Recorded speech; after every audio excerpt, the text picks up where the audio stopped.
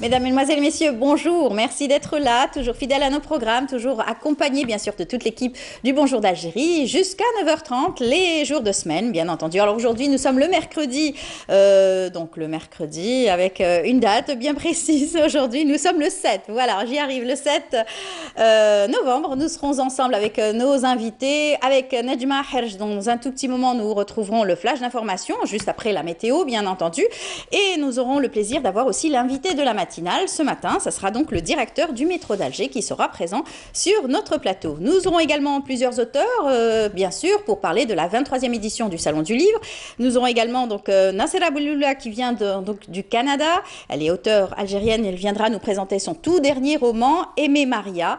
Et bien entendu aussi un autre auteur, portrait algérien. Il viendra nous parler donc de sa passion, la poésie, mais aussi donc l'écriture sous toutes ses formes. Nous aurons également aussi à rendre hommage à une grande journaliste, poétesse et nouvelliste. Il s'agit donc de Safia Kettou, la Erhamha, qui nous a quittés trop brièvement. Eh bien, l'association Safia Kettou viendra nous rendre hommage à cette grande dame. Il s'agit de Brahim Hannin qui sera sur notre plateau pour lui rendre hommage. Abdelkader Ben Damaj sera aussi notre invité.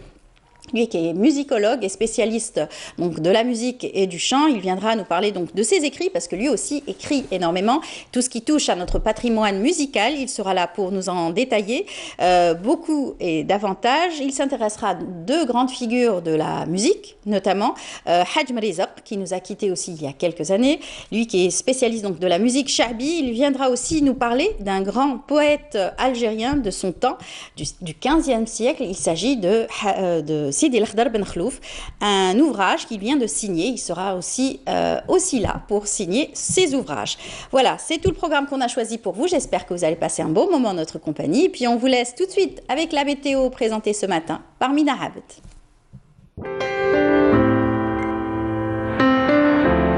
Suivez l'air du temps avec Mobilis. La voici, la voilà, elle est en forme. Bonjour Mina. Bonjour. Comment ça va? En Ça forme va. ou je mens un petit peu? Non, ça va. Ça va. Ça va, ça va. Vous avez pris votre café? Pas encore. Pas encore, juste après. Mais ça la se voit météo. pas. Ça se voit pas. Allez, on va vous laisser présenter votre météo. Allez-y. Merci beaucoup, mesdames, mesdemoiselles, messieurs. Bonjour et très bon réveil. Et bien, cette matinée sera marquée par quelques nuages bas, mais pas grand-chose sur l'ensemble des régions côtières. Et puis, le ciel restera plutôt dégagé en journée à l'ouest, au centre, à l'est du pays, ainsi que sur l'ensemble des régions sahariennes. Mais on notera tout de même quelques passages nuageux vers l'extrême sud, le Hogar et le Tassili. Les températures de cet après-midi, eh bien, on notera sur la moitié nord 23 degrés à Alger, 21 degrés à Annaba ainsi qu'à Guelma, 16 degrés à Batna, 21 degrés à El Rouat, 24 degrés à Gardaya ainsi qu'à Béchar, 27 à Tindouf, 31 degrés à Adrar, à Ain Salah, 38 degrés, ce sera la maximale à Bordeaux du Mourtar et Ain Kazam. On passe tout de suite à l'Europe. Pour aujourd'hui, eh bien, on notera un ciel plutôt couvert avec des averses assez marquées à Paris, Bordeaux, Marseille, Madrid, Londres, Dublin. Un ciel plutôt dégagé à Prague, Budapest, Varsovie, Athènes. Côté Mercure, on notera 12 degrés à Bucarest, 14 degrés à Varsovie, 15 à Berlin, 13 degrés à Berne, 17 à Marseille, 13 degrés à Madrid ainsi qu'à Paris, Londres, 14 à Bordeaux et enfin 9 degrés seulement à Dublin. Place tout de suite à l'éphéméride. Et puis pour plus d'informations, le site de Météo Algérie reste à votre entière disposition. Très bonne matinée et à tout à l'heure midi.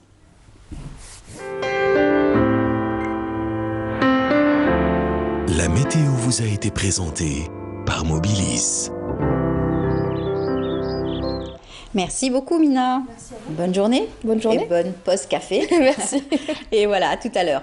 Tout de suite, nous allons retrouver le flash d'information présenté ce matin par Nedjma Herj.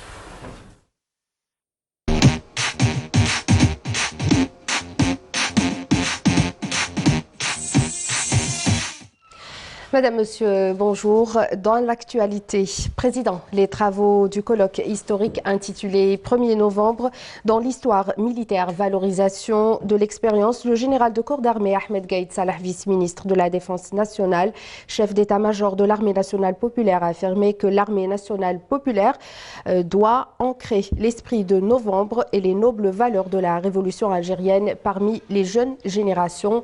Lors de cette rencontre qui s'est tenue hier au Cercle cycle militaire de l'armée à Bni Messous en présence du ministre de la Culture, de personnalités nationales et historiques, des cadres de l'ANP et d'étudiants ainsi que des universitaires. Ahmed Gaïd Salah a mis en exergue l'importance d'organiser ce colloque coïncidant avec la célébration du 64e anniversaire de la Révolution. Aussi, au chapitre de la coopération, le ministre du Commerce, Saïd Djeleb, a rencontré hier à Doha le ministre qatari du Commerce et de l'Industrie, Ali Ahmed El Kouyari, durant la rencontre qui a eu lieu en marge du salon Hospitality and Food qui se tient en ce moment à Doha avec la participation de l'Algérie en tant qu'invité d'honneur. Les deux parties ont évoqué les différents aspects au renforcement de la coopération économique. L'Algérie dispose d'importantes opportunités qui font d'elle une véritable plateforme stratégique permettant aux investisseurs qataris d'accéder aux marchés africains à travers un partenariat fondé sur des investissements algéro-qataris, a déclaré Saïd Djeleb. Par ailleurs, le ministre des Transports et des Travaux publics, Abdelghani Zahlan, a procédé hier à l'inauguration d'un nouveau centre de test des systèmes de signalisation et de télécommunications ferroviaires de dernière génération. Muni de technologies de pointe, le centre vise à développer la signalisation, la sécurité et la fluidité du trafic ferroviaire en Algérie. Fruit d'une coopération algéro-allemande, ce centre permet une réelle autonomie en matière de formation et de développement. Tenu hier, donc on revoit les images des assises sur le tourisme. Donc hier, c'était l'organisation des assises régionales sur le tourisme. À cette occasion, le ministre du Tourisme et de l'Artisanat, Abdelkader Ben Messoud, a appelé à l'adoption de programmes visant la promotion du tourisme en Algérie dans le cadre d'une approche basée sur la réalisation des objectifs du développement global. Le ministre a fait savoir que cette rencontre constituait une opportunité pour mettre l'accent objectivement sur tout avantage et inconvénient concernant le schéma directeur d'aménagement touristique à l'horizon 2030. Aujourd'hui, tenue à l'APN, la commission du budget et des finances reçoit le ministre du Travail, de l'Emploi et de la Sécurité, Morad Zmali, ainsi que le ministre du Tourisme et de l'artisanat, Abdelkader Messoud, dans le cadre, Ben Messoud, dans le cadre de l'examen du projet de loi de finances 2019. Et puis le forum El Moudjahid organise aujourd'hui une rencontre de célébration de la journée de la jeunesse africaine. Autre rendez-vous de la journée, donc un autre séminaire national sur les passages à niveau, risques et enjeux humains et matériels. Donc il est organisé par la Société nationale des transports ferroviaires, la SNTF, au Centre international des conférences Abdellatif Rahal au Club des Bains. Dans l'actualité internationale, aujourd'hui, près de 10 millions de Malgaches sont appelés à se rendre aux urnes aujourd'hui pour choisir leur président de la République parmi les 36 candidats en lice, dont 3 ex-chefs de l'État.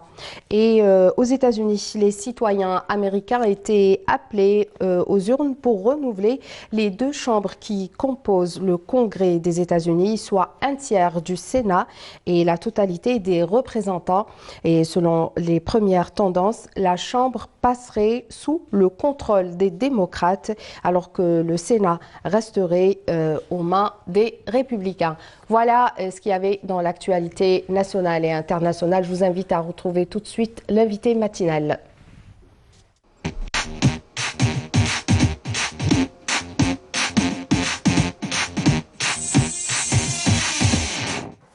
J'ai le plaisir de recevoir ce matin Monsieur Moustapha Kouraba, le président directeur général de l'entreprise Métro d'Alger. Monsieur, bonjour. Bonjour madame. Bienvenue. Donc on va parler des grands projets d'extension des lignes de métro au niveau de la capitale, commençant par la ligne qui doit relier l'aéroport à Al-Harrach et qui doit desservir 4 communautés à travers Alger. Donc les travaux, le projet est en cours de réalisation. La mise en exploitation est prévue dans quelques semaines, à savoir début 2019. Est-ce que la date est toujours d'actualité et quel est le taux d'avancement des travaux? Bonjour madame, bonjour mesdames et messieurs, bonjour tout le monde. Donc concernant l'extension du métro d'Alger, pour la ligne qui s'étend entre l'aéroport Houari Boumediene et El Harrach, bon, c'est une ligne qui s'étend sur un linéaire de 9 km 500 et comporte 9 stations. Actuellement, les travaux sont en cours par l'entreprise Cosider, donc qui a la charge de réaliser tout ce qui est génie civil, c'est-à-dire le creusement du tunnel, la réalisation des 9 stations qui sont en cours en travaux. Actuellement, les travaux se déroulent sur l'ensemble des stations qui sont situées à environ, c'est-à-dire tous les 900 mètres à 1 km, c'est-à-dire sur l'ensemble du linéaire. L'avancement des travaux, il est variable d'une station à une autre. Donc, à commencer par les premières stations, je dirais la station Houari Boumediene qui a atteint un taux d'avancement appréciable, qui tourne aux environs de 80% actuellement. Et parallèlement, parallèlement aux autres stations qui suivent jusqu'à Al Harrach. Donc, la totalité est de nombre de 9. Et donc les 9 stations vont desservir pas mal de pôles comme l'université de Bebzoua. C'est ça, l'université Bebzoua, centre commercial. C'est une ligne qui sera vraiment utilitaire pour les usagers. C'est une ligne qui rendra énormément service, notamment aux usagers de l'aéroport Houari Boumediene, qui dessert quand même une population voyageur très très importante. Moi je dirais que parallèlement à ça, il va y avoir la liaison des différentes stations. Parce qu'actuellement, les travaux se limitent uniquement au niveau de la réalisation des 9 stations, mais il va y avoir la réalisation du tunnel.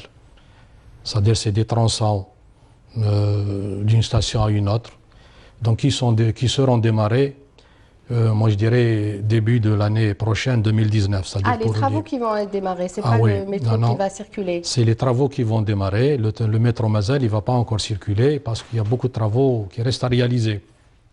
C'est-à-dire l'effort actuellement, tous les efforts sont concentrés sur les stations, comme je viens de vous dire. Et le tunnel, nous attendons l'arrivée d'une grosse machine qu'on appelle tunnelier. Donc c'est une machine qui va arriver de l'étranger à partir de la Chine, qu'on va recevoir d'ici la fin de cette année, au plus tard début de l'année prochaine.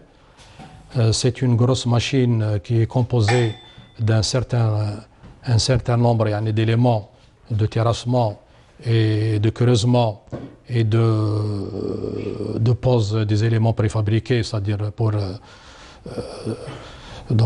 un coffrage de l'ensemble, c'est-à-dire pour étayement des parois latérales du tunnel.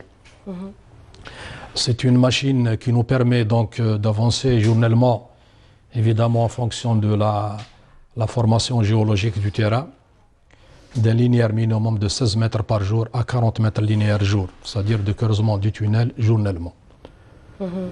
Donc si tout va bien, c'est-à-dire on sera confronté à une formation géologique quand même, c'est-à-dire je dirais qu'il ne posera pas problème. On peut avancer facilement en matière de terrassement et creusement du tunnel. On peut avancer une date ou pas Pour encore? les dates, honnêtement, ce n'est pas facile c'est-à-dire de fixer une date. Nous sommes en train de travailler. Si tout va bien, moi je dirais décembre 2020, on termine la totalité des travaux de terrassement, c'est-à-dire toutes les stations seront terminées, tout le tunnel sera ouvert, c'est-à-dire réalisé en travaux de génie civil, béton, etc.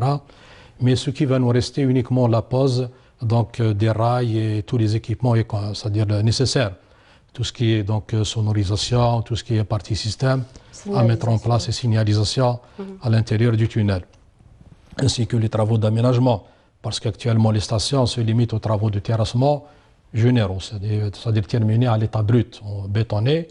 Et il va y avoir, comme vous avez dû constater, l'ensemble des stations qui sont livrées actuellement à l'ensemble des usagers, qui présentent quand même une certaine finition digne de son nom vraiment. Oui, effectivement. Il y a aussi un autre projet d'extension, celui qui relie Ain Nadja à Barraqi, donc le deuxième projet. Il en est où? Oui, effectivement. Donc nous avons le deuxième projet qui démarre de Ain Nadja jusqu'à Barraqi et qui s'étend sur 6 km. Il comprend 6 stations. La particularité pour ce projet, c'est que le creusement des tunnels se fait d'une manière traditionnelle, c'est-à-dire nous sommes en train d'utiliser de gros engins mécaniques, des pelles, etc., des pelles hydrauliques, que nous sommes en train d'utiliser et qui nous ont permis d'avancer sur les 6 km sur un tronçon d'1 km 500, donc qui sera prêt au plus tard, moi je dirais mai 2019.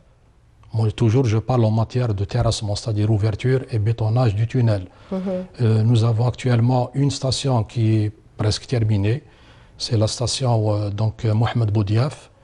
Nous avons donc un viaduc qui est en construction toujours par l'entreprise Cosider, d'un linéaire vraiment important qui fait à peu près 1 km. Il comporte 2 stations aériennes. Donc tous ces travaux-là, c'est-à-dire sur 1 km 500 et avec 300 mètres, c'est-à-dire pour permettre le manœuvre du train, c'est-à-dire de la rame métro, ce qui donnera aux environs linéaires d'1 km 800 seront prêts aux environs de fin du premier semestre 2019.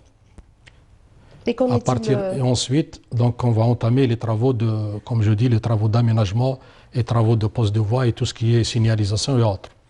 Alors pour cela, nous avons lancé donc les procédures pour le lancement des avis d'appel d'offres internationales qui sont en cours et qui seront lancés donc vers la fin de ce mois-ci, c'est-à-dire la fin du mois de novembre, au maximum début décembre. Nous allons lancer des avis d'appel d'offres internationaux, nationaux et internationaux.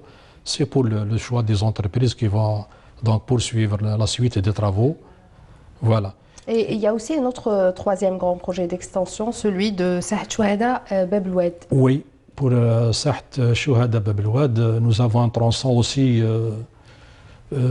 pour lesquels nous avons terminé toutes les procédures de lancement de l'avis d'appel d'offres et qui s'étend sur 1 km 300, qui consiste à réaliser donc une station au niveau de ce qu'a appelé la station Talba Abdelrahman et le creusement de la partie du tunnel qui reste sur environ 300 mètres linéaires. Il était au début question d'étendre les travaux jusqu'à Chevalet.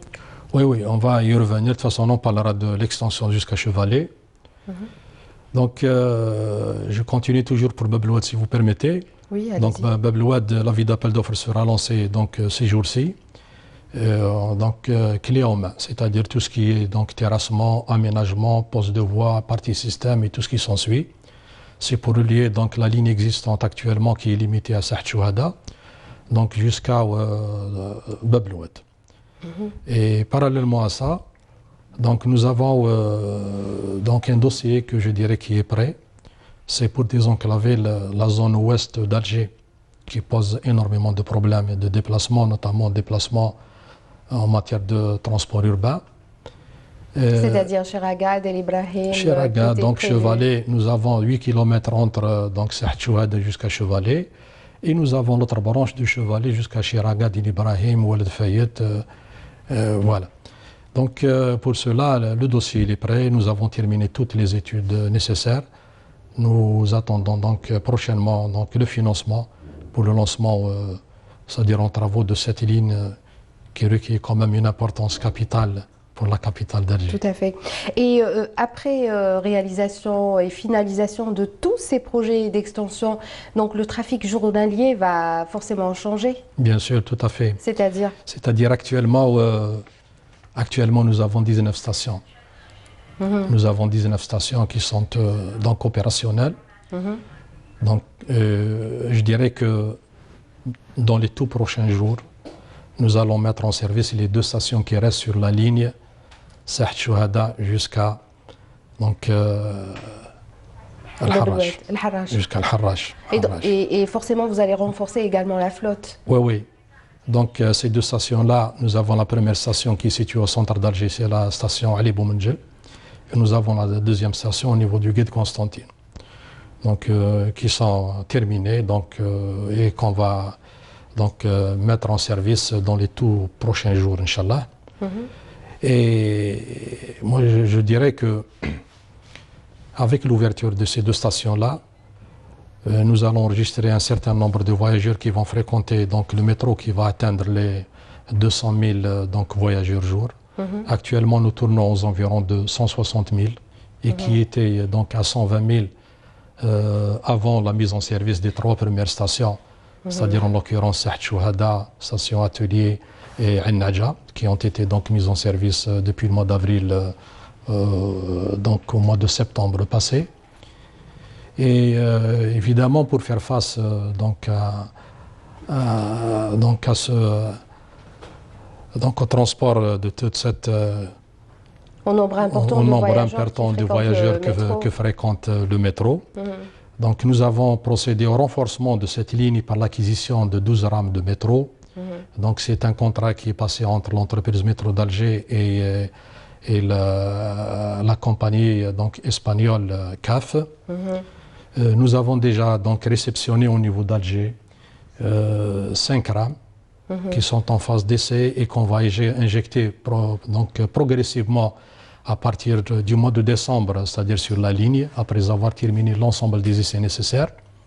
Et pourquoi ne pas fabriquer ces rames comme vous faites pour le tramway au niveau de l'unité de Annaba? Le tramway, il y a un taux d'intégration très important. Pourquoi pas pour le métro? Effectivement, donc pour le métro, quand même, c'est un mode de transport urbain exceptionnel qui requiert une importance particulière. Nous sommes en train de travailler, c'est-à-dire sur ce dossier-là, pour qu'à l'avenir, donc si tout va bien, on compte lancer donc l'opération de fabrication de ces rames donc au niveau de l'unité Cital Annaba. Donc c'est un grand chantier qui est ouvert sur lequel nous sommes en train de travailler avec donc l'entreprise Cital qui fabrique actuellement donc des rames pour l'ensemble des lignes de tramway que nous sommes en train de mettre en service donc à l'échelle nationale, c'est-à-dire sur toutes les wilayas concernées par les lignes de tramway. Donc tout ça, c'est pour améliorer le trafic journalier de tous les usagers et réduire aussi le temps d'attente. Le temps d'attente, effectivement. Actuellement, le temps d'attente tourne aux environs de 7 minutes. 7 minutes donc, entre passage d'un train à un autre. Entre deux navettes. C'est-à-dire entre donc, deux rames, le temps d'attente est de l'ordre de 7 minutes. Mais nous comptons, tout va bien, donc avec une fois qu'on aurait donc éjecté les 12 rames que nous avons donc acquises, le temps d'attente va baisser à 3 minutes et 20 secondes. Y a-t-il d'autres projets pour d'autres métros dans d'autres wilayas en Algérie? Oui, nous avons donc la ligne du métro d'Alger. Donc je dirais que sur laquelle nous sommes en train de travailler, comme j'ai dit, pour terminer donc le désenclavement de la zone ouest. Et parallèlement à ça, nous avons la ligne métro pour l'Oran. C'est une ligne aussi la même chose qui est achevée en matière d'études et que nous comptons très prochainement la proposer à l'inscription. Malheureusement, nous arrivons à la fin. On me siffle qu'on n'a plus le temps. Une dernière petite question.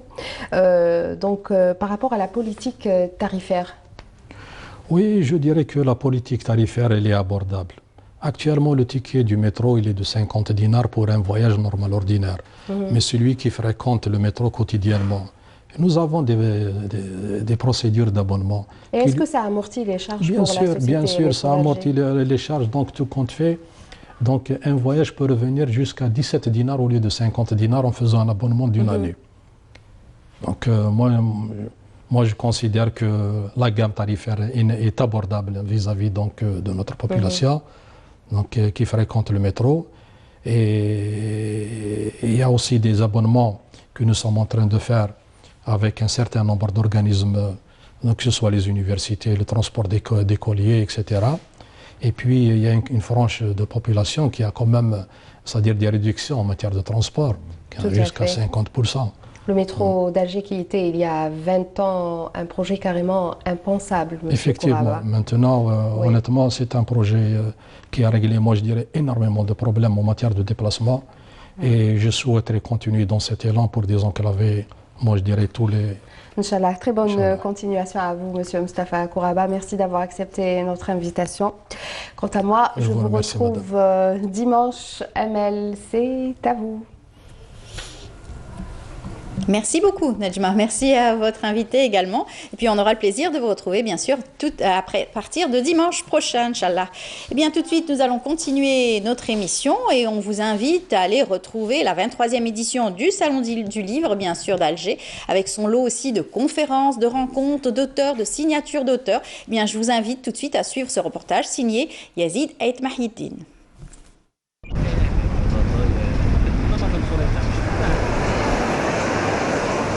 Sila 2018 ou Chronique des années de lettres nous ont fait découvrir un bouget de drap au chaud dédicaçant ses livres. D'autres ont failli à la séduction livresque. Les auteurs ont bien étalé leurs livres chez Kasbah, Shihab, Deliman. Comme ce jeune nouvelliste engageant son personnage dans le fantastique, la romance et le polar. C'est une enquête policière. On a une deuxième nouvelle, donc Réflexion d'un menteur sur l'amour, d'où est tiré le titre du livre. Donc c'est une nouvelle qui suit un petit peu une histoire d'amour dans l'Algérie contemporaine. Les éditions d'Ahleb nous invitent à lire une page de l'histoire ottomane. Un descendant de Reis el-Ulj est fasciné par l'histoire maritime de la période turque. Pour résumer un peu ce livre, d'abord j'avais déjà écrit un bouquin il y a pratiquement 20 ans qui concerne seulement Al-Jali. Bon, ensuite on m'a demandé, on m'a dit que vous décrivez Al-Jali, la vie d'Al-Jali, mais vous nous expliquez pas l'Empire ottoman. Parce que là il a fait partie de l'Empire ottoman, il faut d'abord nous donner l'histoire de l'Empire ottoman et ensuite on parlera de Al-Jali. Dieu et amour. Mohamed Atbi, auteur et éditeur de Al-Maktab al-Falsafiya, reste l'un des pionniers du champ éditorial tourné vers un islam des Lumières où l'esthétique de l'amour règne en un véritable pôle des pôles. Nous avons un livre symbolique de la première période des grands écrits du soufisme qui s'appelle Uyub al-Nafs, les vices de l'âme et leurs remèdes, de Soulami, le grand soufi du IVe siècle de l'Égypte.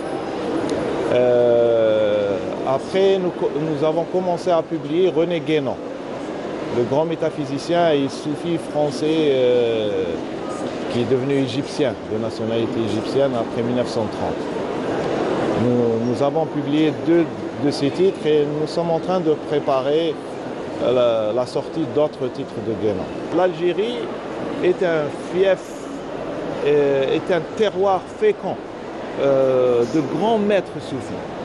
C'est grâce à Cheikh Al-Alawi et à l'émir Abdelkader que nous avons une élite admirable en Europe et d'intellectuels et d'artistes qui se sont non pas convertis, qui se sont initiés à l'islam à travers le soufisme, à travers sa profondeur.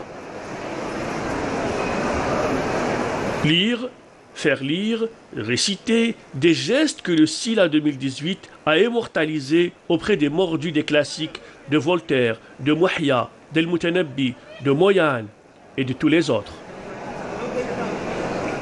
Là, un véritable régal, en tout cas à travers ces écrits, les écrits qui nous font voyager, les livres, c'est cela, c'est encore une fois une belle aventure que nous racontent les auteurs, ce génie de savoir écrire et placer les mots derrière les autres pour pouvoir nous emmener dans une belle aventure. Mais c'est ce que fait notre auteur aujourd'hui, notre invité ce matin. Il s'agit donc de Nassera Belloula. Bonjour. Bonjour. Bienvenue parmi nous. Merci. On a plaisir à vous recevoir, parce que c'est toujours un nouveau voyage que vous nous offrez à travers votre écriture. Vous qui voyagez, vous êtes au Canada en ce moment et vous revenez à chaque occasion pour présenter vos ouvrages ici en Algérie. Oui. C'est ce que j'ai dit toujours ici. Toujours ici, exactement. Alors, vous êtes écrivaine, vous avez une quinzaine d'ouvrages, entre romans, essais, recueils de poèmes aussi. Poésie, oui. Vous touchez un petit peu à ces genres littéraires. J'ai commencé avec la poésie. Mon premier travail, c'était un recueil de poésie en 88. Oui. Et la poésie, ça vous emporte? Ça m'emporte, mais je n'écris pas beaucoup de la poésie actuellement. Aujourd'hui, vous êtes plutôt dans la recherche, puisque vous avez fait des études au Canada, au niveau donc, des études en histoire, c'est ça? Oui, j'ai fait un diplôme en histoire, j'ai fini. Et actuellement donc, j'ai fait licence et actuellement, je suis en littérature comparée. Et ça vous emmène encore plus profondément dans, oui, tout à fait, parce que c'est une l'écriture du monde entier, universel? Tout à fait, mais c'est une discipline qui est très vaste aussi parce qu'elle regroupe pas mal comme la sociologie, la psychologie. Plusieurs sciences. Oui, qui sont entremêlées. Donc, c'est vrai qu'on a un vaste espace, comme on dit. Est-ce que ça vous permet de mieux percevoir les thématiques et de mieux les choisir peut-être dans votre façon d'écrire aujourd'hui? Pas tout à fait, parce que c'est beaucoup plus dans un esprit d'analyse et de méthodologie. Mais pour l'histoire, si j'avais envie de faire une recherche, quelque chose en histoire pour comprendre justement comment faire les recherches, comment on établit sa méthodologie, comment on fait avec les sources et tout ça, parce que je m'intéresse beaucoup à l'histoire. C'est ça, c'est passionnant l'histoire. Oui, tout à fait. C'est donc une recherche académique pour pouvoir mieux comprendre aussi les phénomènes qui se sont passés les années dernières et surtout les siècles derniers pour plus appréhender aussi votre thématique. Tout à fait. Alors, le livre qui nous réunit ce matin, c'est un roman. C'est une histoire qui raconte un petit peu le vécu de la femme algérienne et surtout la femme qui a un foyer, qui a une famille, qui découvre en tout cas un jour, un beau jour, qui se réveille et qui dit ma vie, où est ma vie? Comment se construit ma vie? Comment s'est construite ma vie? Alors, Aimée Maria, alors déjà le titre nous interpelle. Oui. Aimée Maria, est-elle une Algérienne, puisque vous décrivez une société algérienne, mais le titre, c'est Maria, le nom. En fait, c'est le prénom qui pose problème, parce qu'on m'a posé déjà ces questions-là. En fait, Maria, c'est un prénom qui reflète vraiment la femme que je décris, parce que c'est un prénom qui regroupe en même temps la modernité, la religion et le traditionnel. Donc, quand on dit Maria, on dit Mariouma aussi, mais on dit la Vierge Marie aussi. Donc c'est un peu les trois aspects, si on veut, du personnage principal. Parce qu'au-delà de la condition de la femme et de la situation de la femme, c'est un roman psychologique qui décrypte un petit peu l'infini féminin. Donc on est vraiment dans la recherche de la personnalité de cette femme-là et d'essayer de comprendre un petit peu comment une femme vit dans une société qui ne lui laisse pas trop de liberté. Et on a ce renfermement sur soi-même et en même temps on a l'envie de se libérer. Donc c'est tout un paradoxe, c'est toute une complexité du personnage. Alors comment avez-vous fait pour vous intéresser à ce genre de thématique? Parce que c'est une thématique qu'on a toujours vue autour de nous, vécue à travers bien sûr des histoires qui se sont donc passées réellement. Tout à fait. En fait, comme vous dites, c'est la réalité. J'ai puisé un petit peu autour de moi de ce que j'entendais et je voyais. Et c'est au-delà de cette condition. Quand on voit un petit peu les femmes qui ont été forcées à un mariage, que ce soit un mariage forcé, que ce soit un mariage arrangé, et qui vivent toute leur vie avec un homme qu'elles n'ont pas voulu dès le départ, mais que cet homme, lui aussi, n'a pas fait l'effort, en épousant cette femme-là, de l'aimer. Tout au contraire, il s'est montré tout à fait comme un ennemi. Donc, en 30 ans de vie commune, cette femme n'a rien connu. Et il a tellement travaillé sur elle, presque au bistouri, qu'à la fin, elle est devenue une ombre. Donc, elle rase, même chez elle, elle rase les murs. On ne l'entend pas, on n'entend que ses pas feutrés dans la maison. Donc, toute sa personnalité a été déconstruite, partant d'une jeune fille rebelle, ambitieuse, pleine de vie, de liberté. Elle se retrouve complètement déconstruite. Donc, et même ces filles ne se rendent pas compte de sa situation parce qu'elles sortent, elles sont travaillent. Occupées, elles sont bien sûr, Puis, la vie les a happées pratiquement à travers donc leurs la occupations. vie les a happées et le père n'a pas été de la même manière qu'avec la mère. Bien Donc sûr. il leur a permis d'étudier, de sortir, le contraire de la maman qui n'avait même pas le droit de se mettre derrière une fenêtre. Encore plus, elle avait donc la lourdeur de la société et surtout Tout à fait. cette trame qui l'a enfermée chez la belle famille. Lui qui était aussi un fils unique, Oui. un garçon. Oui. Donc bien sûr, dans la société algérienne, le garçon est toujours le roi pratiquement. Mais au fait, le mariage s'est fait comme... c'est-à-dire qu'il y avait une histoire déjà entre les deux familles. Et le fait qu'il donne sa fille, tout en sachant qu'elle aimait un autre, qu'elle avait son cousin, qu'elle aimait son cousin, tout le monde le savait. Mais comme il y avait une dette entre les deux familles, donc il a cédé. Il a cédé pour, quand on va lire le roman, on va se rendre compte pourquoi il a cédé, parce qu'il y avait une histoire. Et le jeune homme lui-même avait une promise. Donc on a cassé les deux, on a cassé les deux. Donc lui, il est venu avec cette idée de vengeance. Et c'est ce qu'il a fait pendant 30 ans, entre humiliation et violence mentale rabaissé et tout. à chaque fois. Et elle, pour justement fuir ce climat-là, elle s'est construite en parallèle une vie mentale. Donc elle se retrouve dans son monde à part. Dans sa bulle. Dans sa bulle, elle a créé cette bulle dans la terrasse, dans un jardin. Elle a créé sa bulle. Donc elle était vraiment détachée de la famille. C'est comme si quelqu'un qui l'a juste physiquement. Oui. Et l'histoire, est absente, toujours absente. Elle est absente, mais elle va se rendre compte à un moment donné. Il y avait un déclic parce qu'elle regardait la télé et il y avait un imam qui raconte que les femmes dévouées et fidèles retrouveront au paradis leur mari.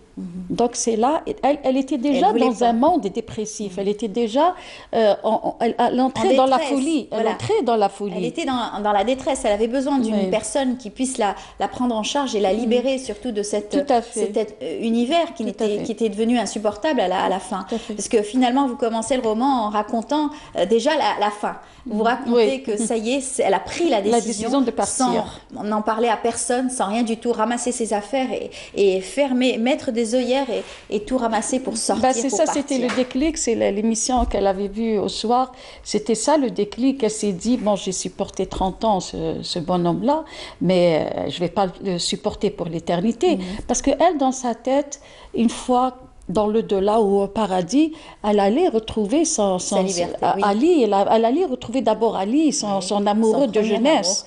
Donc, il n'était pas question pour elle. Donc, c'est tout un déclenchement. C'est à partir de là que l'histoire va commencer et qu'on va la suivre dans sa reconstruction de sa personnalité. Et ce qui est terrible, c'est que ces filles n'arrivaient pas à comprendre cette situation qui a en fait vu le jour subitement. Du jour au lendemain, subitement, parce qu'elles n'ont pas vu venir. Elles n'ont pas vu venir, rien vu venir. Tout à fait. Et tout d'un coup, elles voient donc leur maman déchirée, complètement dans un autre monde. Mais elles ont réagi positivement parce qu'elles ont essayé plus de comprendre que de condamner. C'est clair. Donc c'est ça, elles ont accompagné leur maman dans cette histoire-là. Alors justement, c'est un premier roman en fait autour donc de cette histoire sociale de la société algérienne. Vous avez voulu à travers cette histoire interpeller donc les familles, les foyers et surtout la femme algérienne. Oui, mais c'est pas tout à fait imaginatif parce que ça se passe vraiment autour de nous. Maintenant, c'est un roman qu'il faut prendre pour un roman aussi, c'est de la fiction. Oui. Donc, on ne pourrait pas dire qu'on donne une moralité à quelque chose. C'est juste un roman qui décrypte une histoire ou des histoires communes faites aux femmes. Voilà, exactement. Alors, c'est aux éditions Chihab. On le retrouve, bien sûr, chez tous les bons libraires et en ce moment même au Salon du Livre. Vous avez rencontré vos lecteurs. Vous avez signé votre ouvrage le 3 de ce mois. Ça s'est passé comment? Ça s'est passé très bien. J'ai signé le 3, mais il y avait tellement une demande que je suis revenue le lendemain et le lendemain d'après. Donc, je suis restée 3 jours. Donc, il y avait une signature officielle et 2 officieux, si j'ose dire, dans les coulisses, entre les rayons. Mais ça va, c'est un roman qui a très bien déjà démarré. C'est très bien. Très bien. Et donc, le fait de rencontrer aujourd'hui d'autres lecteurs et surtout rencontrer lors de Salon du Livre, parce que vous venez pratiquement chaque année? Non, pas chaque année. Non, ça fait longtemps que je ne suis pas venue. Même pour Terre des Femmes, quand il est sorti, je n'étais pas là. Ah, dommage. Et celui-là, il a été finaliste pour le prix DIB en 2016. Bravo. Bravo. Et j'espère en tout cas que vous aurez donc d'autres prix et surtout des reconnaissances à travers votre écriture. Vous qui avez beaucoup travaillé, vous avez donc été journaliste, vous avez collaboré avec des journaux et puis vous avez trouvé votre voie dans l'écriture aujourd'hui. Tout à fait. Et ça continue puisque vous faites des recherches, donc des études toujours pour pousser un peu plus votre façon d'écrire. Tout à fait, c'est ça. Voilà. Il faut toujours performer, essayer d'aller un peu plus loin que... C'est-à-dire qu'à chaque livre, à chaque thématique, il faut que je dépasse ce que j'ai fait. C'est ça mon objectif. Il faudrait que ce soit toujours plus performant, plus excellent, que ce soit sur le style ou sur l'écriture. Aimer Maria, c'est-à-dire qu'il y a une rupture déjà avec ce que je faisais avant. Oui. C'est un nouveau style.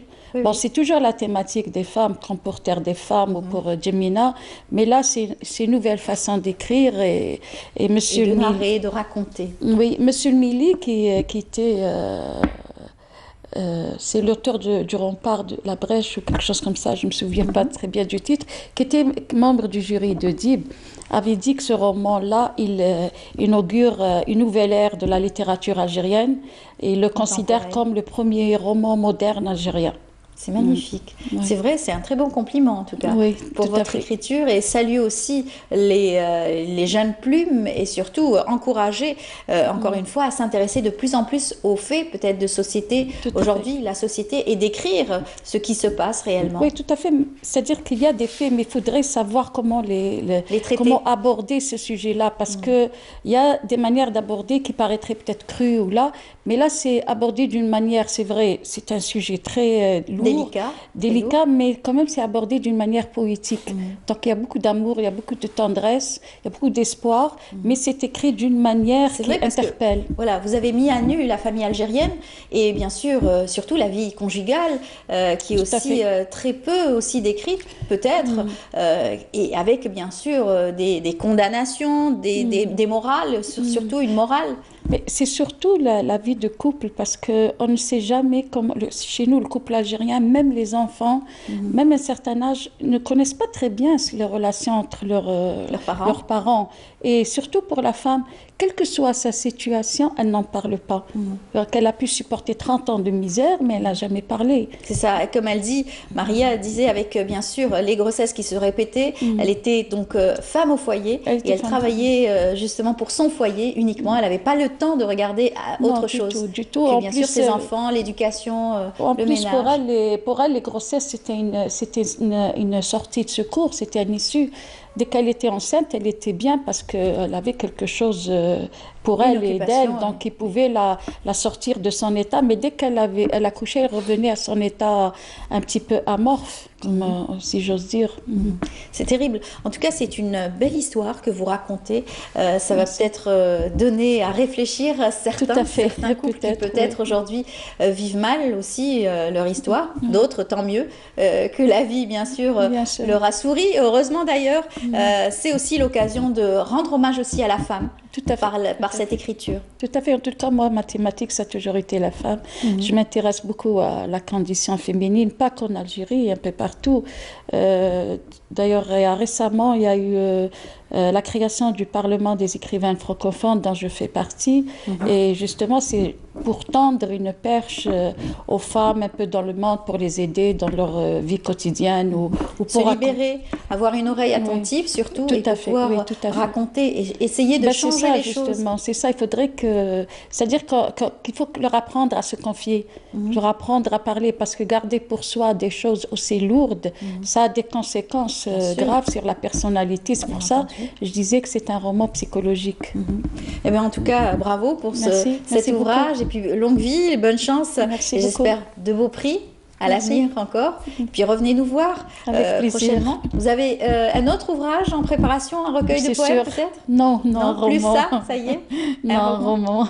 Inch'Allah, un dernier mot Allez-y. Un dernier mot. J'espère que le roman va plaire comme Terre des femmes a plu. Parce que Terre des femmes, il a eu un très bon écho. Il a eu aussi le prix Kateb Yassine, le prix international Kateb Yassine en 2016 aussi.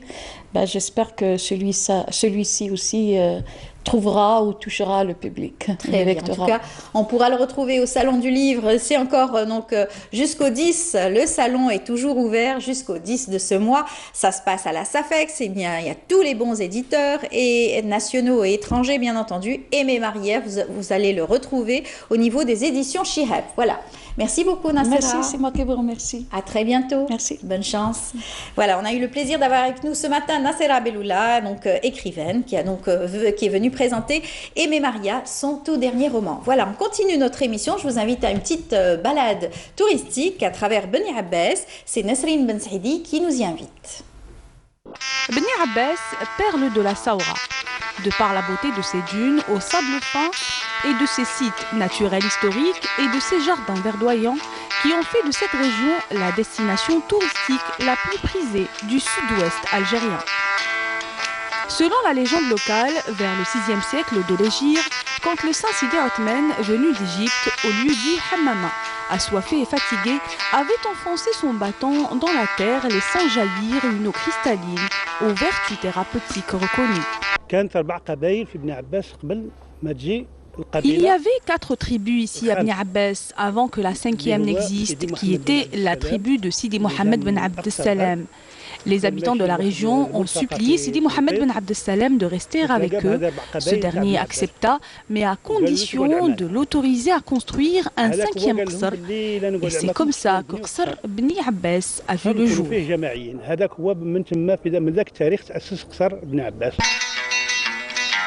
Cette région est aussi célèbre pour ses traditions ancestrales et les fêtes qu'elle donne aux nombreuses occasions, comme les fêtes de mariage et le Mawlid Nabawi Sharif, une tradition devenue avec le temps un rendez-vous à ne pas rater.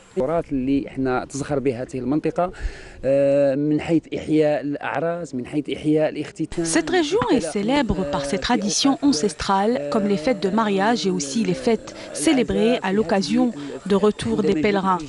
Lors de ces fêtes, les sonorités d'Naya et de l'Hadara retentissent. Les habitants expriment à travers ce chant leurs sentiments. Outre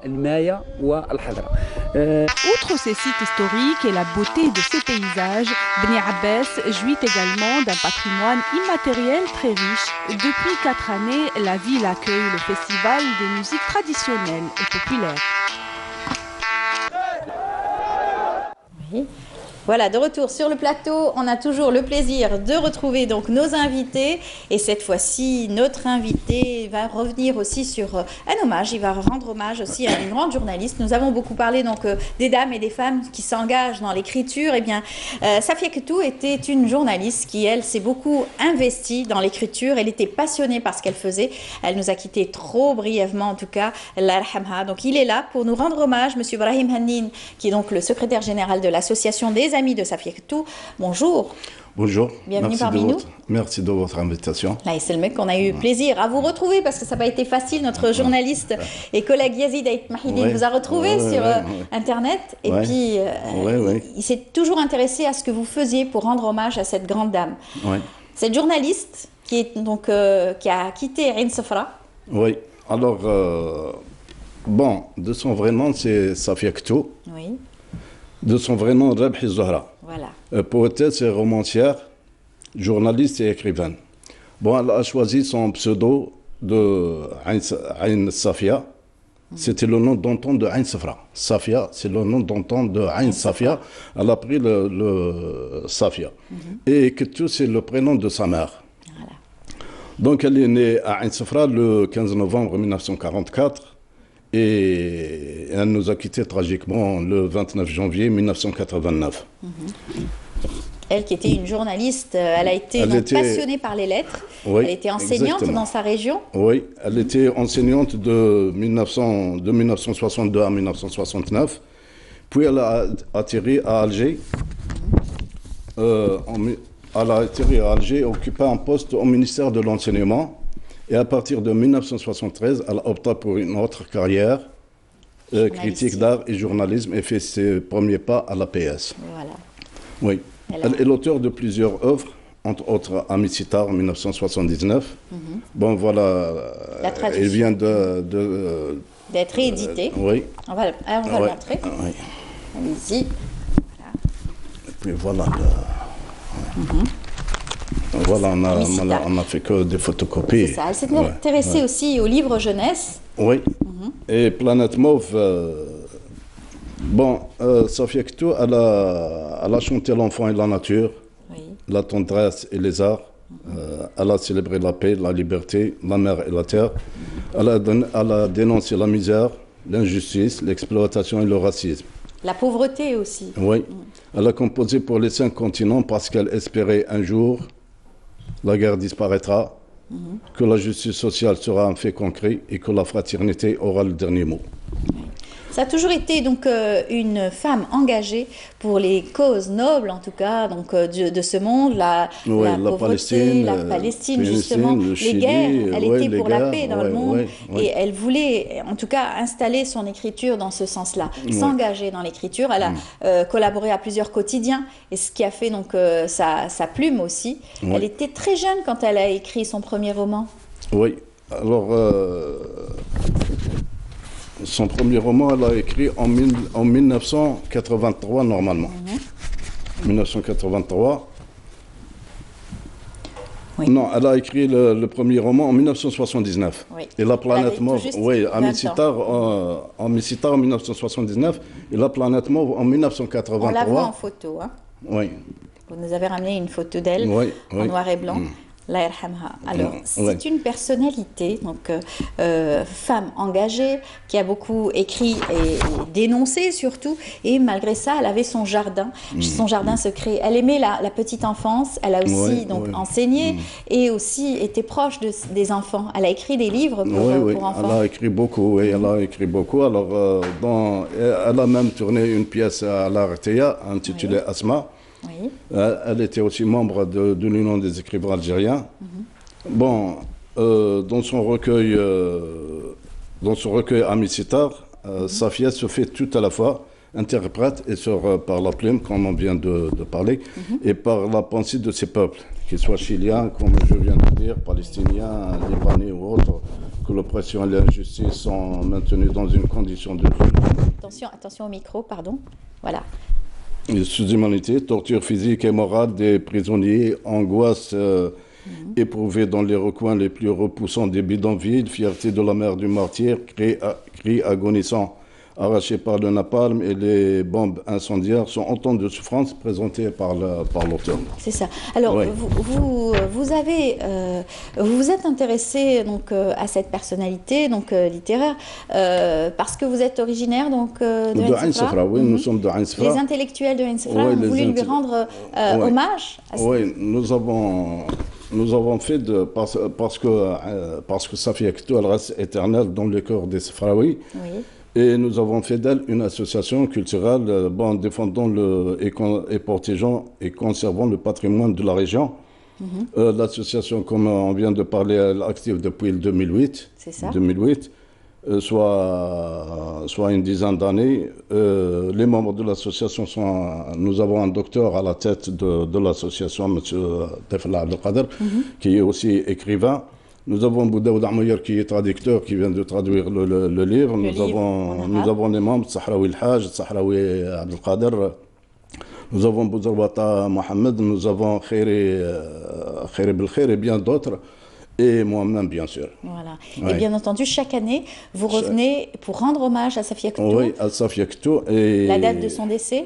La date de son décès, c'est le 29 janvier 1989. Chaque année, au niveau donc, de Télémy, oui, chaque année, nous commémorons soit le décès, soit la date de naissance. Et nous commémorons aussi Isabelle Bérard, aussi, parce que elle est de Ain Sefra aussi. Elle est à Ain Sefra, parce que Safia Ktou, elle repose éternellement à côté de sa consoeur Isabelle Bérard au cimetière Sidi Boujma de Ain Sefra. Très bien, très bien. Alors avec cette association, vous essayez aussi de rendre hommage à travers les écrits, vous organisez des rencontres autour de la littérature à Ain Sefra, à Alger. Oui, aussi. donc grâce à l'association, Safia Ktou a été honorée du président de la République par Wissam El-Achir, le 2 mai 2018, oui, à titre posthume. Et bon, nous avons ouvert 2 bibliothèques à Ain Safra. Nous avons une bibliothèque dans l'enceinte de la gare routière, une bibliothèque dans un café. Et nous comptons, bien sûr, nous avons d'autres projets dans les établissements scolaires ou les lieux publics pour ouvrir des bibliothèques. Oui. Alors elle qui était donc originaire, elle est native donc de Ain Safra et elle disait que sa ville devenait après trop petite et conservatrice pour pouvoir plus s'exprimer. Donc elle a dû venir à Alger et continuer son travail donc de recherche dans la littérature, à continuer à écrire, à s'épanouir autour donc de l'écriture. Elle a été éditée par contre toujours au Canada. Et elle avait un correcteur, un éditeur. Les 2 livres sont au Canada. Ils ont été édités au Canada, la maison d'édition Naaman. Oui. C'était en 1969, comme je viens de dire, et 1983 pour Planète Mauve. C'est ça. Est-ce qu'il y a eu des rééditions avec l'association? Non, pas encore. Pas encore. Oui, on compte faire des rééditions ici à travers des maisons au niveau national, mais pour l'instant, pas encore. Il n'y a que la traduction qui est faite. Alors c'est vrai que elle, qui était aussi une femme combative, elle avait donc ses idéaux, bien sûr. Elle avait aussi son franc-parler. Donc elle racontait à travers ses écrits et dénonçait les injustices de ce monde. Bien entendu, on vient de recevoir une dame qui elle est dans l'écriture donc féminine. Elle, Safia Ktou, était aussi vraiment actuelle dans sa façon d'être et sa façon d'écrire. Oui, bien sûr. Alors, je vais vous lire quelques poèmes qu'elle a écrits. Bon, je vais d'abord parler de... Bon, Ain Safra. Ça, c'est un poème qui est dédié à sa ville natale. Oui, dédié à sa ville, oui. Le soleil à la terre prodigue ses rayons. Est-ce de quartz, de verre que son forme élément. Montagne indigo verte, bien plus bleue que le ciel, qui embrassent leurs crêtes, qui sont parfois de miel. La chevelure blonde jetée au pied du mont, c'est bien la dune oblongue qui dort en ce moment, ses pieds jaunes ombragés par les arbustes calmes, et les palmiers dattiers aux délicates palmes, puis la source diaphane à la voix de Pinson. À cette heure mélomane, susurre son chanson, noyé dans la torpeur, la nature aimée rêve, immobile et sans peur, c'est l'heure de la trêve. Voilà, bravo en tout cas. Texaha, merci beaucoup. Et puis, j'espère avoir bientôt des nouvelles rééditions, des rééditions de ces ouvrages pour être plus disponibles et visibles à ces lecteurs aujourd'hui qui sont à la recherche, bien sûr, de ces ouvrages. Oui, bien sûr. Voilà, pourquoi pas.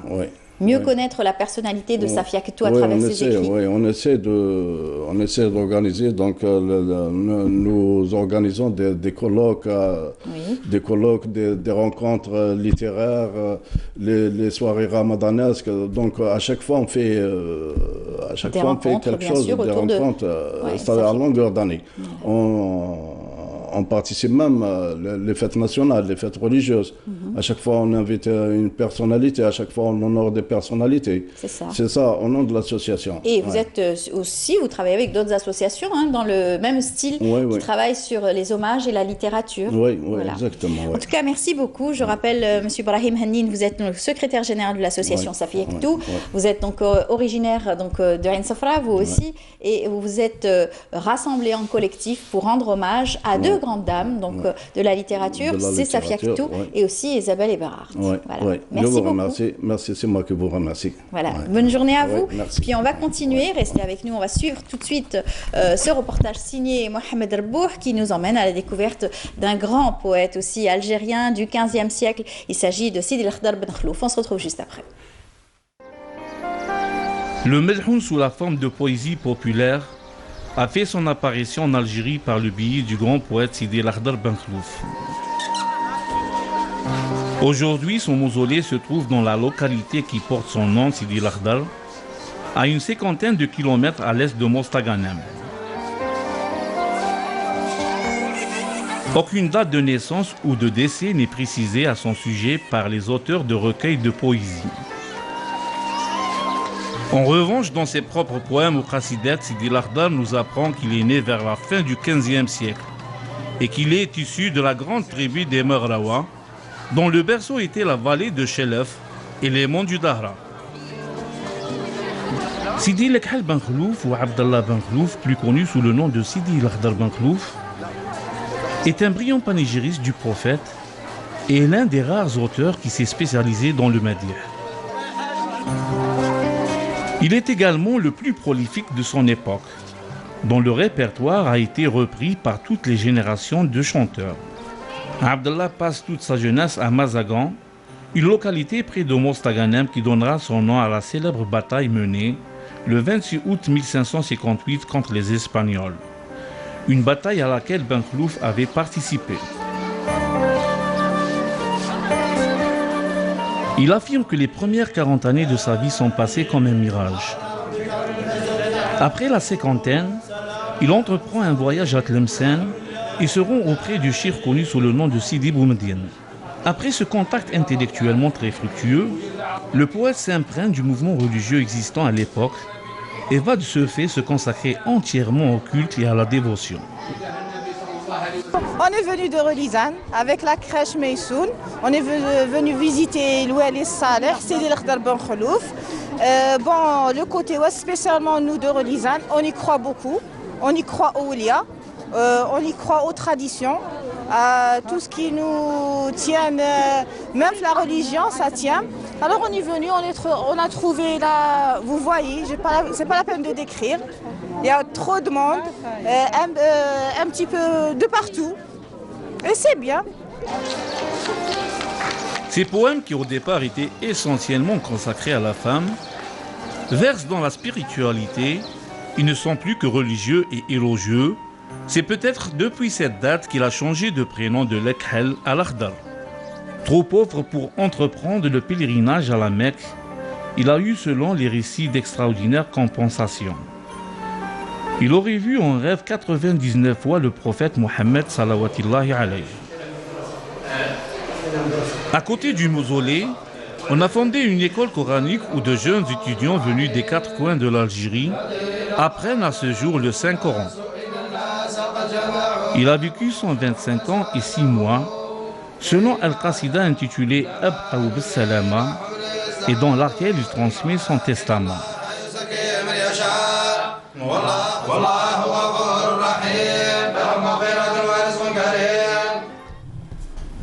Voilà, de retour sur le plateau, nous allons parler bien sûr de Sidi Lakhdar Ben Khlouf, bien sûr avec notre spécialiste maison. Il s'agit de M. Ben Damesh, Abdelkader Ben Damesh. Bonjour, bienvenue parmi nous. Bonjour, je vous remercie pour l'invitation. Voilà.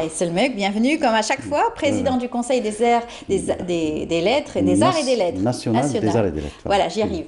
Vous allez bien? Très bien, merci. Très prolifique comme à chaque fois. Absolument, oui. Cette année, musicologue, chercheur, écrivain. Oui, cette année on est allé un peu plus.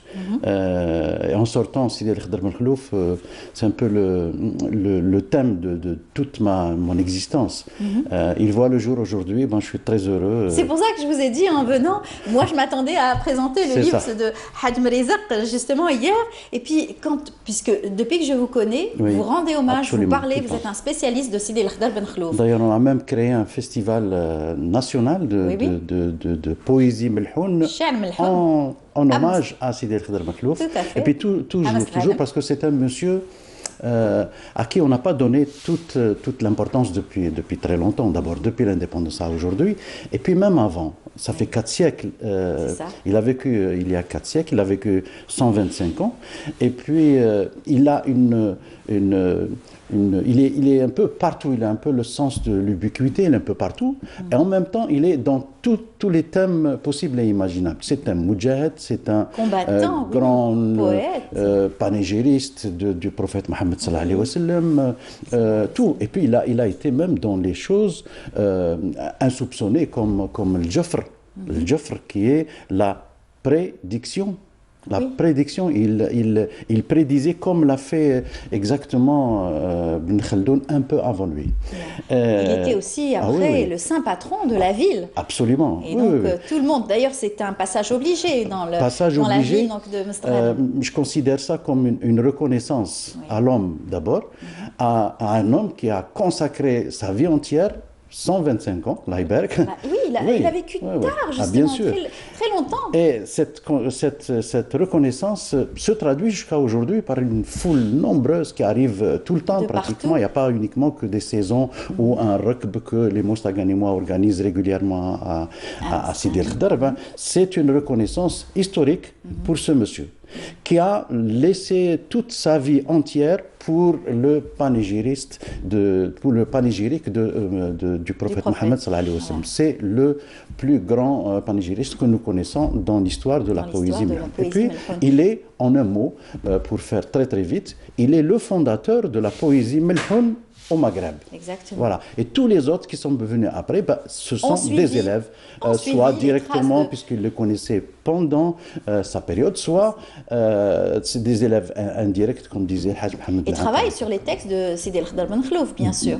Voilà, lui-même, ses élèves travaillent jusqu'à maintenant. C'est la source principale de tous les poètes populaires, de tous les interprètes que nous connaissons aujourd'hui. C'est la pierre, si vous voulez, de base de tous les grands interprètes jusqu'à aujourd'hui. Alors aujourd'hui, 3 volumes magnifiques. Donc, il y a un volume qui consacre entièrement sa vie en arabe et en français. Et puis, c'est pas uniquement sa vie, c'est sa vie et puis l'environnement historique dans lequel il a vécu, sociologique et historique d'une façon générale, dans lequel il a vécu. Donc, il y a des études sur la poésie melhoun qu'il a fondée lui-même, plus toute cette période historique qui a connu des remous importants qui sont bien à rappeler dans cet ouvrage. Par exemple, la bataille de Mzagran qui est bien décrite ici.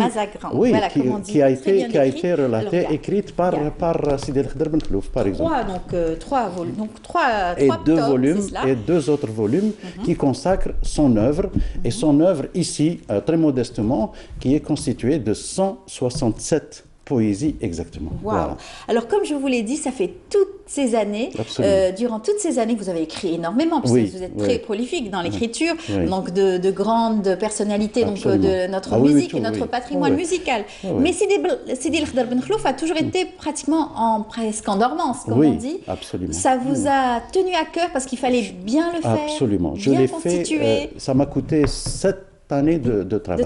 7 années de travail. Je pensais toujours qu'en arrivant au bout de cet ouvrage, j'aurais terminé ma carrière. Oui, et avec ça, je prendrai ma retraite. Et finalement, non. Finalement, depuis quelques jours où ce livre est sorti, particulièrement aujourd'hui, puisque aujourd'hui, on célèbre Sidi El Khder Ben Khlouf au Salon international du livre d'Alger.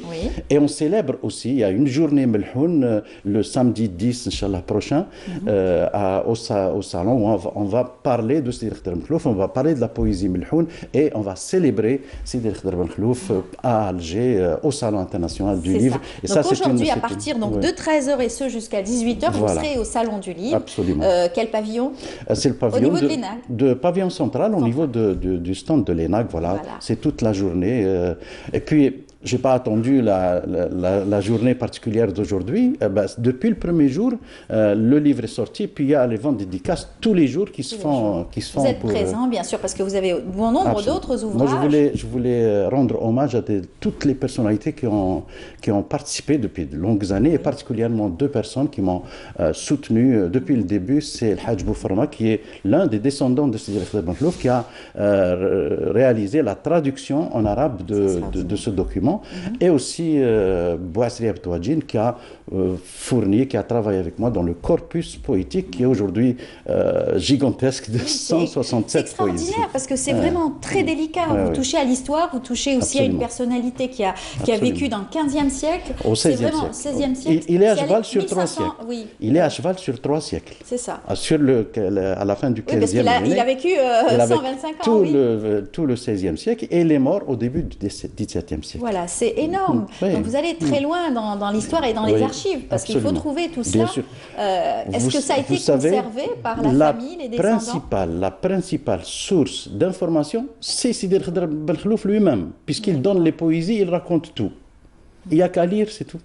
Il n'y a qu'à lire, c'est tout. J'allais dire, je n'ai pratiquement rien fait que transmettre ou passer ce patrimoine. Tout simplement. Surtout. Lui qui était donc dans les louanges aussi au prophète, les louanges à Dieu, il a réussi aussi à transmettre aussi cette poésie et ce cher qui était les louanges, c'était aussi le narrateur. Il était je dis toujours, il est l'ancêtre des journalistes d'aujourd'hui. Il faisait le travail de journaliste. Il rapportait les connaissances, les informations, ce qu'il a vécu. Puis en plus, il nous a dépeint toute l'aube de l'islam. Il a dépeint point par point, partie par partie de l'histoire. C'est un grand livre d'histoire. Voilà comment je le considère. Et puis cet ouvrage, je ne voulais jamais, depuis le début de ma carrière, commettre quelque chose ou apporter quelque chose. C'est un livre, tout simplement. Non. Un livre n'est pas simple et ce personnage n'est pas simple, donc il lui faut un ouvrage à la mesure de sa notoriété et à sa dimension. Voilà. C'est très important. Et vous y avez réussi. Je suis sûre que vous continuez toujours les recherches. Je me suis dit, ça y est, c'est terminé. Le jour où je terminerai ça, c'est-à-dire aujourd'hui, je vais terminer ma carrière. C'est tout à fait le contraire. C'est maintenant que je commence ma carrière. Ah bon, ça y est, c'est la consécration pour Sidi El Khadr Ben Khlouf, mais vous continuez, puisque votre travail, c'est aussi toujours de sauvegarder notre patrimoine musical.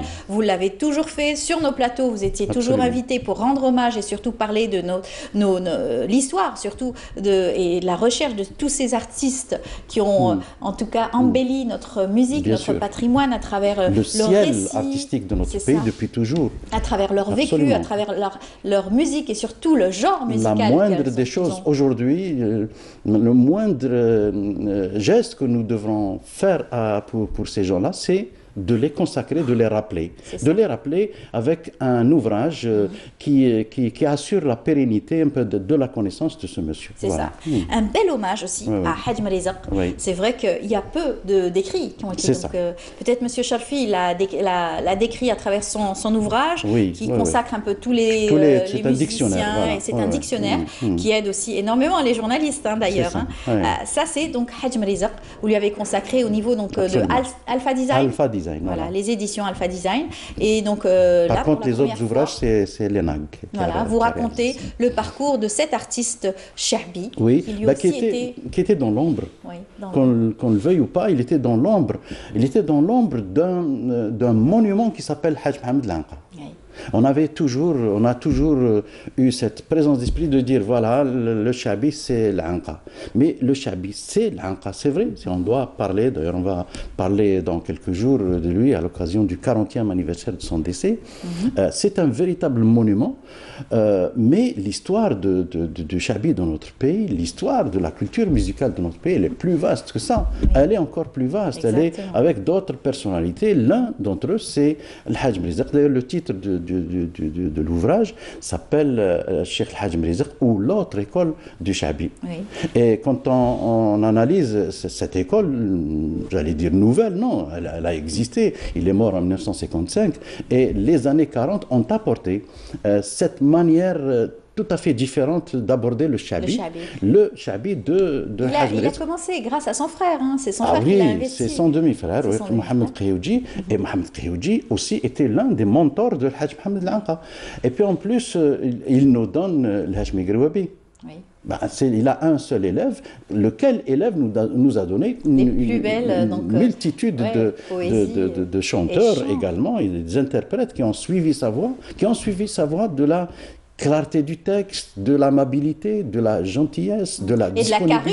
Et de la carrure aussi, des artistes. Bien sûr, Hadj Marizaq, je parlais de lui, puisqu'il était aimé de tout le monde, il était aimable, gentil, il était même élu vice-président de la section natation de Mouloudia. Oui, justement, le Mouloudia lui rend aussi hommage à travers son engagement pour l'équipe. Il a chanté le Mouloudia, qui est resté une chanson célèbre jusqu'à aujourd'hui, qui a été écrite par Cheikh Nordin, Cheikh Mzian Nordin, Allah yarhamou. Alors, Cheikh Haj Mrizaq, voilà toute son importance dans l'histoire. Donc, il fallait le consacrer, il ne fallait pas que la mémoire l'oublie. C'est un grand devoir de mémoire que de sortir, que d'écrire toute sa vie. Bien sûr, aujourd'hui, sa famille... On sent bien le spécialiste, hein, vous passez d'un registre à un autre, d'un interprète à un autre, facilement, aussi aisément, en vous rappelant toute leur biographie. Absolument, c'est très important. Oui, tout. Ben, j'ai vécu tout le temps, toute ma vie, j'ai vécu avec eux, hein, avec toutes les arcanes de leur carrière. Il y a Mohamed El-Badji également. Oui. Mohamed El-Badji. Un beau livre aussi, un grand hommage à ce monument aussi du Sha'bi, ce Sha'bi populaire qu'il a réussi à populariser aussi à travers donc, ses interprétations. C'est un grand monsieur qui avait deux grandes fonctions. L'artiste, le créateur unique en son genre, et en même temps, il était le grand militant. Le grand militant qui a, durant la bataille d'Alger, qui a été emprisonné et qui a été condamné à mort. Pas rien, condamné à mort. Qui a souffert, qui a écrit des plus belles chansons aussi. Une image très simple de lui, à la fin au lendemain de l'indépendance, il a dit, voilà, l'indépendance est là, nous avons libéré notre pays, allons libérer la Palestine. Voilà de quoi il est capable, Mohamed El-Badji. Il est capable de ça. Toujours dans l'engagement et surtout lui aussi fidèle à ses idées. Il méritait, il était un personnage atypique, il ne ressemblait à personne, c'était lui. Et c'était vraiment un créateur au sens plein du terme. Voilà. Il nous a créé, le Maqnin Zine, c'était en pleine incarcération. Maqnin Zine.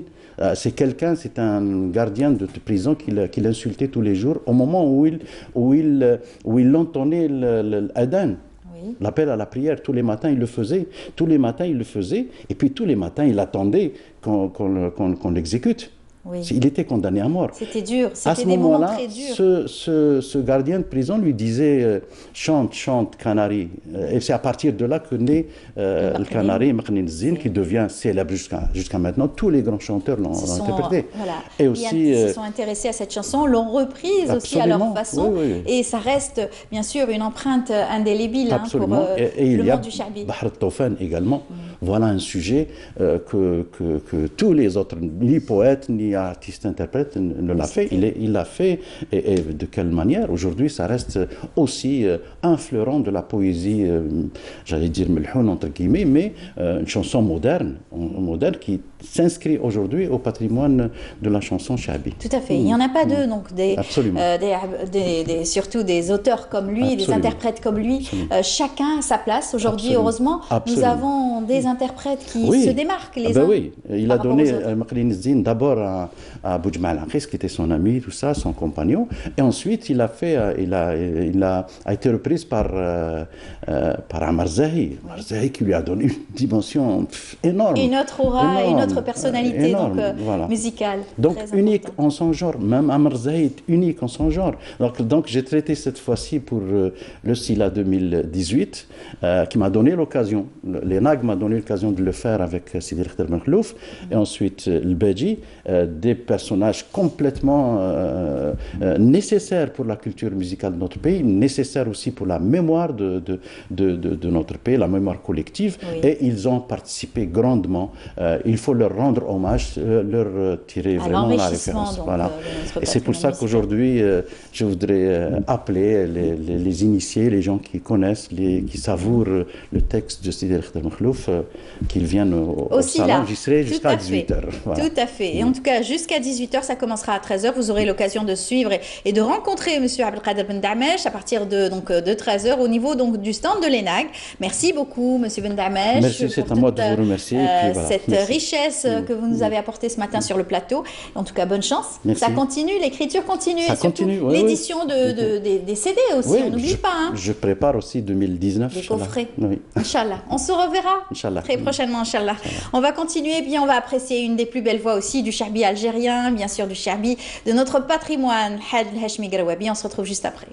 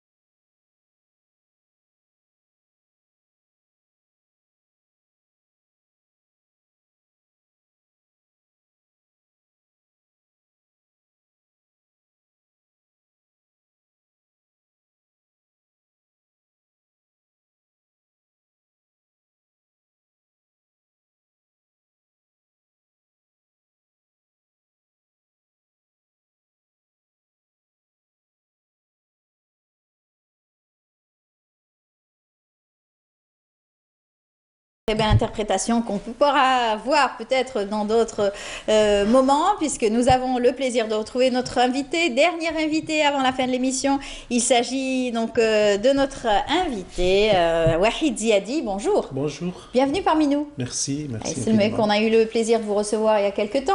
Oui. Vous êtes un auteur aussi qui écrivait assez souvent. Vous êtes toujours dans la poésie, le roman. Oui. Et cette fois-ci, c'est un tout autre registre que vous avez choisi d'écrire.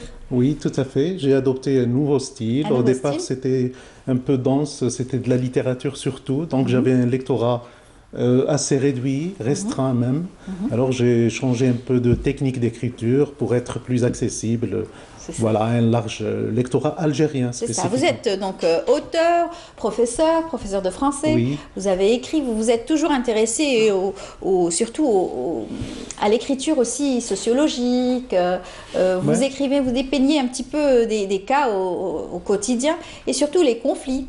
Les conflits qui nous guettent à travers ce monde qui est aussi torturé.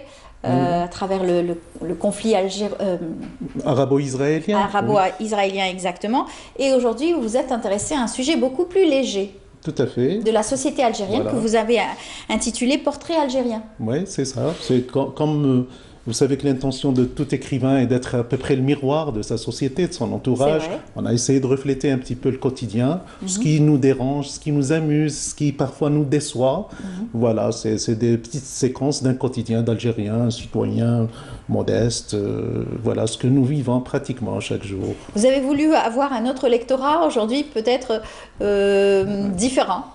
Oui, c'est ça, parce que vous savez que, comme je le disais tout à l'heure, tout ce qui est littéraire est un peu, semble fermé par rapport à certains lecteurs. Donc, j'ai essayé d'ouvrir une nouvelle brèche et d'atteindre le maximum de lecteurs. Et c'était à peu près, c'est à travers un petit sondage que je faisais systématiquement sur tous les réseaux sociaux. Ce sont les réactions de mes propres lecteurs qui m'ont Donc, beaucoup vont se retrouver à travers cette écriture. Je l'espère. Oui, c'est des portraits d'Algériens, de leur vie quotidienne, des situations qui leur est arrivées dans le quotidien que vous avez décrit. Ben voilà, on fait à peu près ce que faisaient des écrivains depuis des siècles, n'est-ce pas? Je reviens, je retourne un petit peu dans le passé à Molière et comment il dépeignait la société à travers le théâtre. Et là, on est en train de reprendre la relève, mais à notre manière et selon notre propre société. Alors avec une pointe d'humour, parce que c'est aussi très rigolo, quelquefois il y a des situations qui nous arrivent au quotidien, mais c'est vrai que c'est la société, c'est le quotidien de Monsieur Tout-le-Monde. Voilà, cette empreinte d'humour, elle a été voulue, recherchée même parfois, c'est pour alléger un petit peu, pour ne pas trop dramatiser notre situation et donner un air qu'on pourrait peut-être respirer à travers le rire, et n'est-ce pas, c'est une thérapie un petit peu... Alors, vous vous êtes arrêté sur plusieurs chapitres, par exemple, OVNI, Ricochet, donc ça, vous les avez partagés dans l'ouvrage ? Partagés, c'est-à-dire scindés. À chaque fois, les récits sont scindés. Tout à fait. Ils n'ont pas de lien. C'est pas toute une histoire qui débute jusqu'à la fin. C'est comme un roman. C'est vraiment détaché. Chaque histoire est détachée. C'est à peu près selon le besoin du lecteur de nos jours, n'est-ce pas? Parce qu'on ne dispose pas de suffisamment de temps. Les gens ont tendance à ne lire en poésie que le haïku. C'est des quatrains assez... limité dans l'espace et dans le temps. La fameuse short story à l'américaine également, il y a une nouvelle technique d'écriture. C'est une histoire qui se passe en 24 heures. Tout est limité, réduit pour permettre aux lecteurs de l'an 2018 de lire quelque chose de léger et ne pas trop s'ennuyer. On sort un peu du carcan du roman fleuve d'autrefois et vous voyez... Voilà. Et justement, vous avez donc écrit, vous vous êtes arrêté à une histoire en particulier. Oui, l'histoire de... Vous vous êtes arrêté à une histoire, c'est-à-dire que vous vous êtes arrêté, vous avez pris peut-être 15, 20, 30 histoires, et puis vous vous êtes arrêté. Oui, c'est un peu ça. Bon, j'ai essayé d'adopter le fameux chiffre 7, le chiffre merveilleux. Il y a 7 nouvelles dans cet ouvrage et 7 autres dans le précédent, qui a été édité en 2015 avec la même maison d'édition. C'est votre porte-chance, donc le 7. Probablement. Le chiffre 7. Enfin, je l'espère. Apparemment, si on croit un peu à la superstition, ça pourrait être le cas.